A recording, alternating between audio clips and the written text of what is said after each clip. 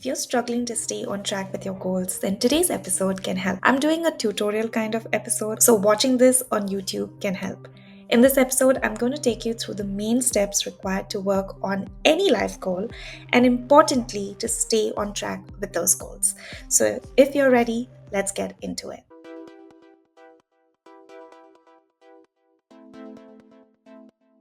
Hey, you, welcome back to another episode of the Actionables podcast. If you're a returning viewer or a listener, thank you so much for tuning back in. In case you're new here, my name is Payton. I work as an NLP life coach, and on this channel, I discuss how to make your life goals simpler. For weekly episodes, hit that follow button on any podcast that you're listening to this, or subscribe if you're watching this on YouTube. And now let's jump into this episode. So let's jump into this ultimate staying consistent roadmap. This is a step by step guide to stay on track with your goals.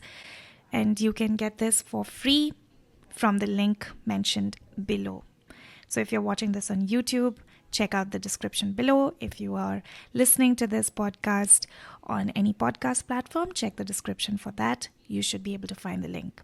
Now, before I go ahead and discuss the steps that are, in my opinion, critical to staying on track with any life goal, I want to quickly mention that this is coming from somebody who had an extreme problem to stay on track with her goals. I remember I had such a huge problem. I would start something and then after a couple of days find it incredibly difficult to stay on track with what I had started. And even though I started off with a lot of excitement and a lot of pep talk with myself, saying that this time I'm going to stick with my goals, somewhere along the road, I would lose the steam and find it incredibly difficult. And when that used to happen, I used to say a lot of mean and unkind things to myself and say that maybe there's something wrong with me, that I'm not able to stick with my goals.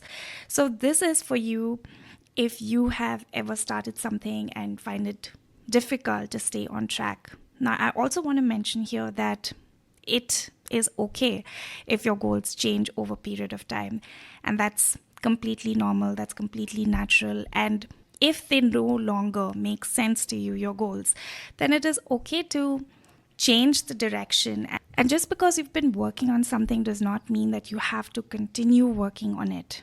If your goals don't make sense to you, of course, change the direction. However, I believe that just because if something is getting difficult does not mean that you should give up on your goals. And if you're finding it difficult to stay on track, then my hope with this episode is that you will concentrate on the steps that you would need to take wherever you are in your journey toward your goals. This is a disclaimer that you can use this guide for working on any life goal, whether it is a personal or a professional one. And with that, then let's jump into the game plan. I want to mention that the way I have devised this guide, if you will, is into three parts. What you could benefit from doing before you start working on your goals, what steps you need to take while you're working on your goals, and what to do once you have started to find a rhythm and momentum with your goals. So we're going to take a look at each of the steps. Again, I'm going to try and cover as much of it, but if you want to get this guide for absolutely free, you can download it from the link mentioned below. Let's get into the first phase, which is before starting.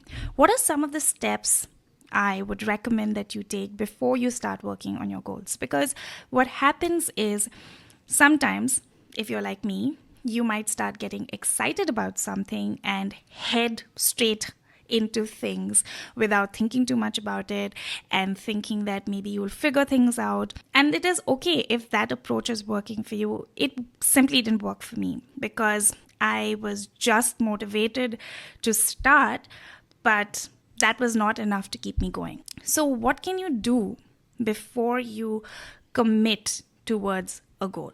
Okay, the step number one to that is let's explore.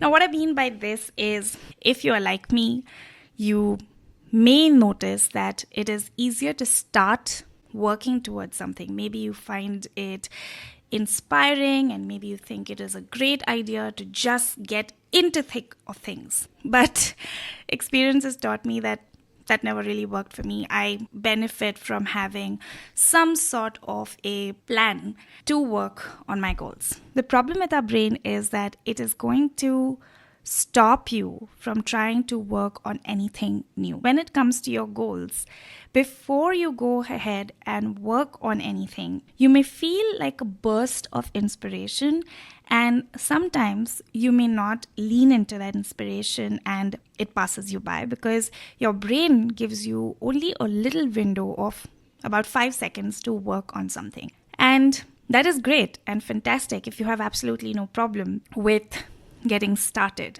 But if you are in the habit of getting started and not seeing things through just because things got difficult, then this step can be extremely critical because it gives you time to start toward your goals and see where it takes you. But you need to start. It is okay to change your mind later on, and that I will cover going forward in one of the steps. If you're drawn towards a particular goal, the only way you will know whether that goal is right for you is if you give it a chance. And that means if you go ahead and explore the possibility of what that goal means to you. So when you get an idea and inspiration strikes you, my suggestion would be to not dismiss it as a coincidence. Lean into that curiosity and inspiration and see where it is going to take you. And one way to do that is whenever you get an idea, before you dismiss it or before you shelve it for another day, go ahead and do something about it. Maybe you can watch a video about it. Maybe you can simply write about it. But lean into that curiosity of what that inspiration meant to you, or why did it even occur to you? Think about it. What are the chances that that particular goal came to you? So if you're curious and your brain is wired to not allow you to go in the direction of your curiosity, you have to fight that natural wiring. And one simple way to do that is whenever you get an idea, whenever you are inspired, just do something small to lean into that curiosity. Okay, so I hope that step 1 is clear, and we will move on to step number 2.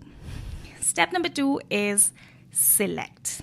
Now, once you have given yourself that room to follow your curiosity and explore that goal or the inspiration that you had, next is about selecting or making the choice whether you want to work on that goal. Now remember, we still haven't started working on anything just yet. These are the steps that happen before you even start doing anything concrete towards your goals. So this is the preliminary or before you go ahead and start working on your goals. This is how it works. Maybe you have 2-3 ideas and you are feeling inspired about all of them. And maybe you've done step 1 for all of them. Now it is a matter of selecting. Maybe you select 1 of 3, maybe you select 2 out of 3, or maybe you select all of them. And that really depends on you, and it depends on whether you want to or whether you even have the time and energy to work on all things. It can be seducing, this idea that you need to be working on multiple things. Nobody can make that choice for you. For me, I firmly believe that since life has different aspects, I choose to work on different areas of my life all at once.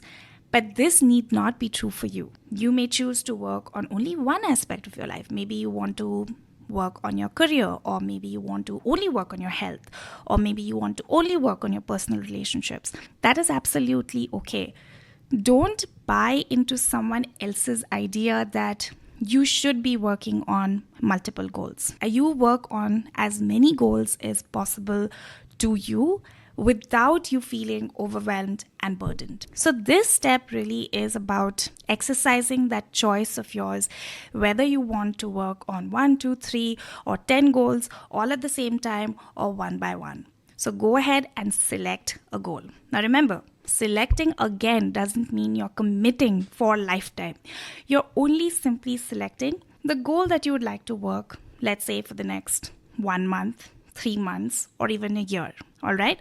With that, let's move on to step number 3. Now, step number 3 is about testing. The problem that happens often is people may think that just because they have started working on something, they have to see it through to the end. And this is a very dangerous thing, if you will, because if you just commit to a goal because you have been working on it for the longest time, but it no longer satisfies or fulfills you, you're simply wasting your time. So before you go ahead and commit, these are again steps before you start taking concrete steps.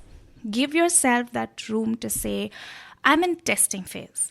I'm going to see how long this goal captures my attention. And yes, this might be a very unpopular thing to say, because whoever heard of using your interest for your goals?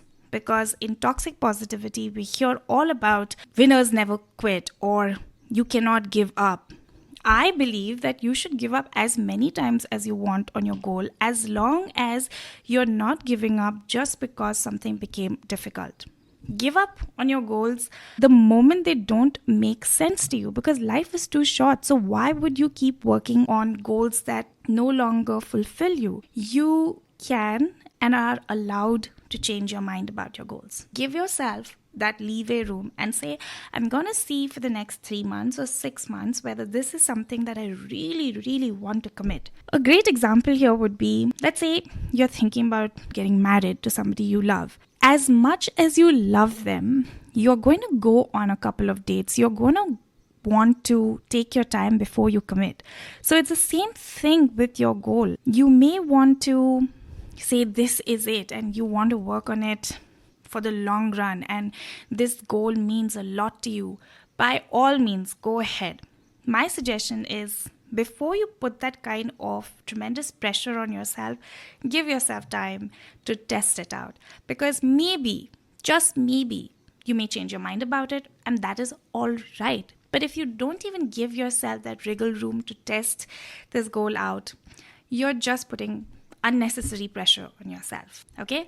So that is step number 3. Moving on to step number 4. Step number 4 is being scared. Now, this is a silly picture of myself years back when I was working in advertising. And really, this was early days of advertising, when I had the idea that maybe working in a big company is not something that fulfills me. And I had started getting this idea of, I want to start a business of my own. But I did not give myself permission to explore that possibility of starting my goal for nearly 10 years. And even though in those 10 years I learned a lot professionally, I still believe that I could have started my business a lot earlier had I allowed myself, had I given myself that permission. But what happened back then was, I was too scared to start this business of my own. I really had no confidence about whether I could start a business of my own, and I didn't know that if it was okay to be scared and still do it. I used to believe that in order to work on my goals, I had to become fearless. I had to have this unshakable belief in my goals, and being scared was a weakness.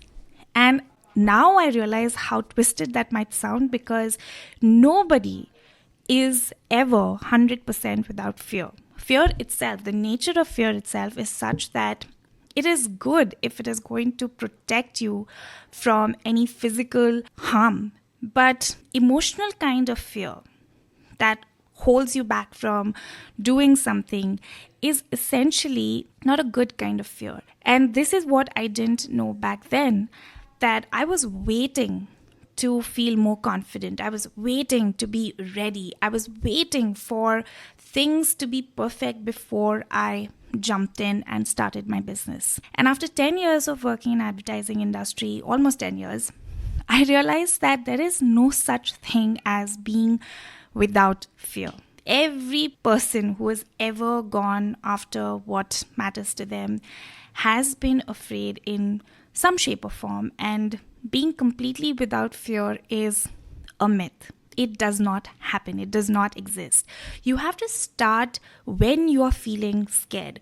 You have to go after what you want when you are unsure, because that is your testing period. In moments of feeling unsure and in moments of feeling like you don't know if this is going to work in your favor, you can never know. Nobody knows for sure. When I started my business, I had no idea how I was going to go about it. It was just that after 10 years, after being so scared, after being so unsure, and being so frustrated with my job, I really felt that there was nothing much to lose. I was anyways miserable. I was anyways not in the great shape of my life. So might as well just go ahead and do something that I wanted to do. And after holding myself back for so many years, when I allowed myself that permission to go ahead and start my first business, I realized that I was okay to go ahead and do the things that you want to do despite being scared is the first price that you pay when it comes to working on your goals. Because that is the price of admission. You have to start before you are ready. You have to start despite feeling scared. And if you're not going to be able to do that, then forget your goals, because it is the prerequisite to working on your goals. There are going to be much more scarier, bigger things that you will have to do once you start working on your goals. So this, we are even talking before you go ahead and start working on your goals. So if you can't get over your fear to get started, imagine how much more it's going to take out of you to keep going and working on that goal. And I know that might have sounded a little scary, but that's the truth of it. You have to start before you're ready. You have to start despite your being scared and being afraid of things not working out, because nobody can give you that guarantee that things are going to work out in the exact way that you want them to. But if you can get yourself to start to pursue what you want despite being scared, that's your first concrete move toward your goals. Okay, with that, let's move on to step number 5. This is the step where you decide. Once you have been curious about whether you want to work on a certain goal, and maybe you are unsure, maybe you're feeling scared, there will come a time where you have to decide whether you are going to be on the fence about it or you're going to jump in. Dilly-dallying, not deciding whether you want to work on something, whether you want to pursue a goal, is still a decision. You're wasting your time, you're wasting your precious energy. So decide whether whatever this goal is for you that you're curious about, is this something that you want to go ahead and work on? Or is this something that you're too scared to work on? Maybe you don't find yourself as inspired when you started, and that's okay as well.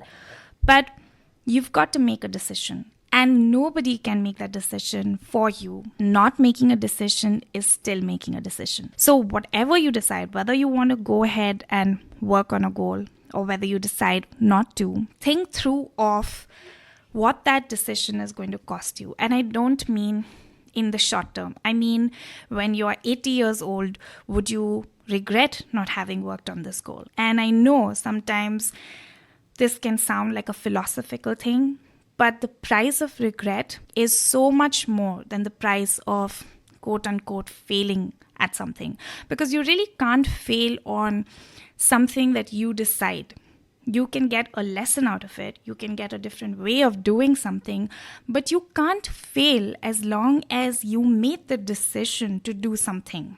When you chose consciously that this is something that you want to work on, and if you made that decision with that intention to be inspired and to go after what you want simply because you're inspired, then how can that decision ever be wrong? Whatever you decide, whether to go ahead and work on a goal or whether you don't want to work on a goal, only you can decide that for yourself. So now this brings us to the end of our first phase, which is all the things that you need to do before you go ahead and start taking concrete action on your goal. Now, if you've decided to work on a particular goal, let's get into the steps that you will have to take while you're working on your goal, which is phase number 2. So these steps, like I mentioned, you have to take while you're working on your goals. So we're going to continue with step number 6. Step number 6 is break the cycle. Now, once you have decided that you are going to work on a goal, a lot of times people don't realize that just because they have made the decision, the pure decision to work on something, doesn't mean that things are going to be hunky-dory. It doesn't mean that your path is going to be filled with roses and you are not going to have any issues and no troubles just because you decided to work on a goal. When you realize that whatever goal you would like to work on is going to be difficult, that is a given. Whether you have no guarantees in life, but the one guarantee is that things are going to be difficult. And you make peace with it. You make peace with the fact that things are going to be difficult and you will have to show up, you will have to do the work without having the guarantee of it working out. You are priming your mind, body, spirit to work on that goal. Now, if you start with the expectation that everything should work out in your favor, you are just deluding yourself, because in reality, your problems are not there to weaken you. They are an opportunity for you to grow into that version that you decided to grow into when you decided to work on that goal. When you made that decision, do something as getting healthier or getting a promotion or starting a side hustle, whatever it may be, when you decided, you committed to grow into a version of yourself which is little better than what you are right now. It means that the version that you are here right now is obviously not going to be the same version when you achieve your goals. You're going to be a completely different person altogether. Your beliefs are going to change. The way you work is going to change. The way you show up is going to change. And allowing yourself to change in that way is not easy. Working on goals isn't as difficult as allowing yourself to change. And breaking the cycle, the step number 6, is all about giving yourself that permission to say that yes, you are going to change. You are willing to change. And when you're willing to change, this means that you're willing to let go of ideas that no longer serve you. Maybe people that no longer lift you up. Maybe habits that no longer support you. And this breaking the cycle is something that is required, something that is necessary, something that is non-negotiable if you are wanting to achieve your goals. The technical steps of what needs to be done in order for you to achieve your goals isn't half as difficult as allowing yourself and giving yourself the permission to make changes. Now, here's a quick example on this. Let's say you have the habit of binge eating. That's one way you release your stress. And on the other hand, your goal is to get into your healthiest shape physically and emotionally, mentally in the next, say, 6 months. Now, if you keep up this habit of binge eating and you also have a goal of getting healthier, your habit isn't aligned with the goal and your goal isn't aligned with your habit. And as long as you don't break this cycle of binge eating or this habit that no longer supports what you want, you can not achieve that goal of becoming healthier. You may realize this intellectually. When it comes to making concrete changes to your habits, not just your physical habits, but also emotional ways of thinking or your limiting beliefs, if you're not going to break free from them, then working on goals becomes incredibly difficult. And this is something where a lot of people find difficulty. Myself included, when I was trying to get healthier, I had this exact same habit of binge eating. I would say that I want to get healthy and then I would go and binge eat. As long as your habits, both physical and emotional habits, aren't aligned with what you say you want and you're not breaking that cycle, working on goals becomes incredibly difficult. So step number 6 really is about making all the necessary changes that need to be made in order to achieve the goals that you say you want to achieve. Okay? With that, let's move on to step number 7. Now, step number 7 is your method. Information is something that we all have access to, and we can never say that we have a dearth of information. Information is practically everywhere. However, the importance of tapping into that information in a way that makes sense to you is something that is so underrated. Here's an example. When I started learning one of the most difficult languages that I have learned so far, Korean, I found myself taking one course after the other, using another app, and I found it incredibly difficult at the beginning. I thought I just need to follow someone's way of learning Korean. Because on YouTube, when you type in how to learn Korean, there are about 10,000 results that will pop up. When I tried using each of those methods, I found it to be incredibly overwhelming. So the point here is, you might have all this wonderful knowledge about working on your goals, but if you are not able to put it to use in a way that works for you, then that knowledge is just something that is theoretical. However, coming back to the same example of learning Korean, I realized that out of all the information that was available online, I had to figure out a way that works for me. And that's what I did. I realized that I am both an audio-visual learner. So what that means is I use both those modalities of learning while listening and also learning from watching videos. So when I clubbed both of them and I created a system on how I learn Korean. So there is a way that I learn vocabulary, there is a way that I learn grammar, and that system works for me. Out of everything that is available online, and that might be credible, and it is credible information, it doesn't work for me. So I had to figure out a way that works for me and then use all my knowledge and wisdom to put it into the system and learn from that. It's the same when it comes to your goals.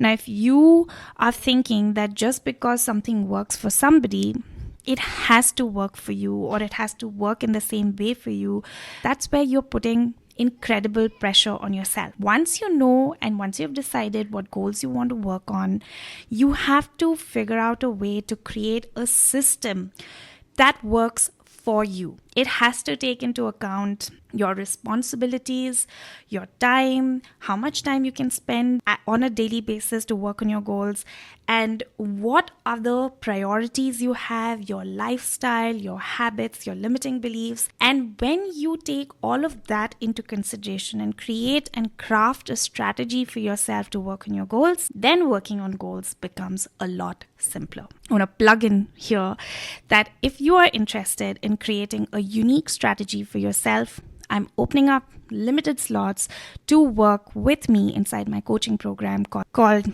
Strategy for Consistency Program, which is a one-on-one program. The details for that are mentioned below. There are very few slots since it's a one-on-one program. So if you're interested in that, do check that out. So that does it for step 7, creating your unique method.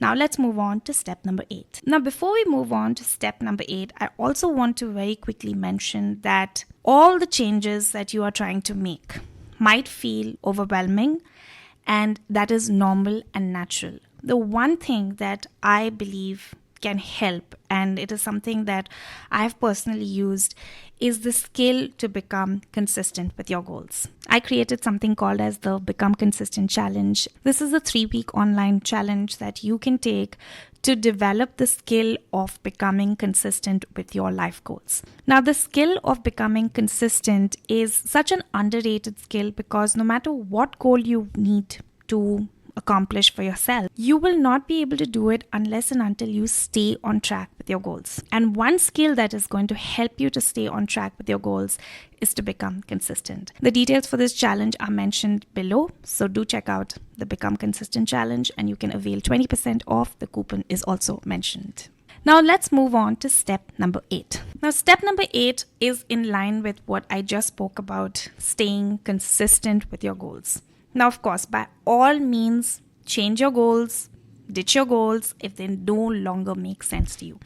This step is only applicable to you if you do want to achieve your goals, but things have just started becoming incredibly difficult. And when I say things, I mean maybe you're struggling to make real, concrete behavioral changes. Maybe you are limited by your own beliefs. Now, if those are the struggles that you're facing, then stay the course and don't jump ship just because things are difficult. You are allowed to change your goals, not stay the course only if the goals that you're working on no longer make sense to you. Okay? So, step 8 really is about developing that key skill to becoming consistent, to staying on track with your goals, even when things become difficult. If you're going to keep changing your goals just because things are getting difficult, you are reiterating to yourself that your goals are not important to you. Whether your goals are important to you, whether your goals no longer make sense to you, of course, is up to you. But my suggestion would be, before you give up, sit down and have a real conversation with yourself whether you are quitting just because things became difficult. And if things do become difficult, you can always find solution to the problem that you're having. Giving up is not one of them. But if your goals no longer make sense to you, that you no longer enjoy working on them, it doesn't satisfy your soul, then of course go ahead and change your goals. Okay, so that does it for step 8. Moving on to step number 9.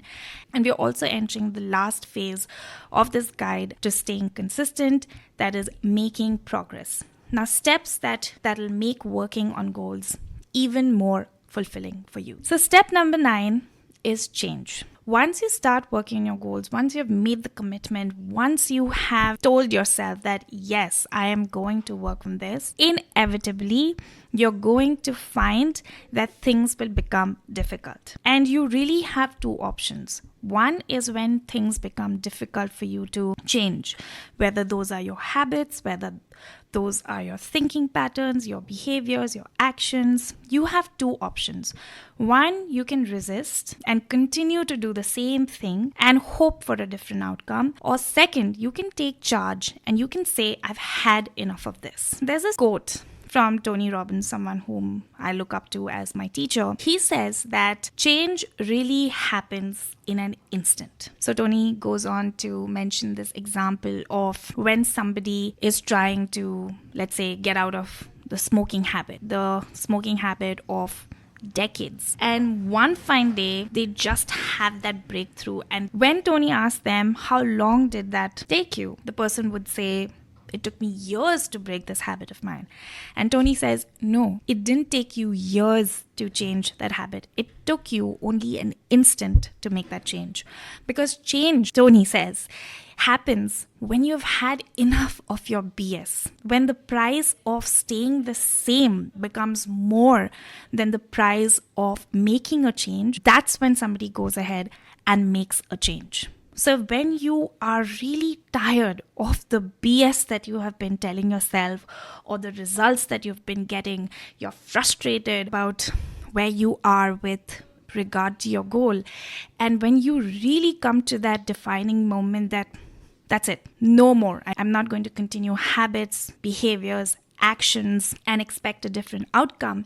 That's when the person is ready for a transformation, and that's when change happens. Now, of course, this might sound like an impossible feat for some of us, but I know this through personal experience and after coaching several clients that transformation is not scary. It is that willingness and openness to transform that is scary. So you are saying to yourself that I am ready to do what needs to be done, no matter how I think, no matter how I feel. I'm ready to make a concrete change. That's when you'll make a change. Not before that, because before that, you might intellectualize everything that you know. And there is a big difference between knowing something intellectually and then going ahead and doing what you know to be true. Okay? So step 9 is all about willingness to commit to changing so that you can take the next steps to moving towards your goals. And finally, step number 10 is staying consistent. Now, I cannot harp on this enough. Being consistent is not a talent. It is not a gift that only few people are born with, but it is a learnable skill. As somebody who struggled to stay consistent with her goals, I know when I say this that you might have every intention to work toward your goals. You might want to achieve your goals. You might even know what you should and should not be doing in order to achieve your goals. But I say this with a lot of love that unless and until you develop the key skill of staying on track with your goals, nothing that you do is going to move you toward your goals. It's like wanting to build muscle, but you don't want to put in the hard work. It's like wanting to lose weight, but you don't want to eat healthy. Intellectually, you might know, yes, I need to stay on track with my goals. Yes, I need to do the right things in order to achieve my goals. But if you're not going to show up and do what is required every single day, no matter how you think about it, no matter how you're feeling, but if you don't train yourself to become consistent, then all the action in the world is not going to be enough to move you toward your goals. Those were the 10 steps on how you can practically stay on track with your goals. And yes, overwhelm might be a part of your journey, but it is not necessary. You can choose, you can decide the goals that you want to work on. You can change your goals as many times as you want if they no longer resonate with you. But if they do, things have started becoming difficult. The only skill that you could work on and keep going and pursuing what means to you, what is meaningful to you, is the skill of staying consistent. So if you'd like to work inside the Become Consistent Challenge, I highly recommend using the 20% off coupon and joining the Become Consistent Challenge. The links for that is mentioned below. I also want to gently remind you that the slots for the one-on-one Strategy for Consistency coaching program is also available, so you can check that out. The link for both are mentioned in the description box below. So that does it for this week. I hope you've enjoyed this tutorial style to staying consistent. If you did, and if you'd like me to do longer videos, more tutorial-based videos, do mention that in the comments section below and I will make more of them. So till next week, remember, you matter, your goals matter, and it's really up to you to make them happen. Take good care of yourself, and I'll talk to you soon.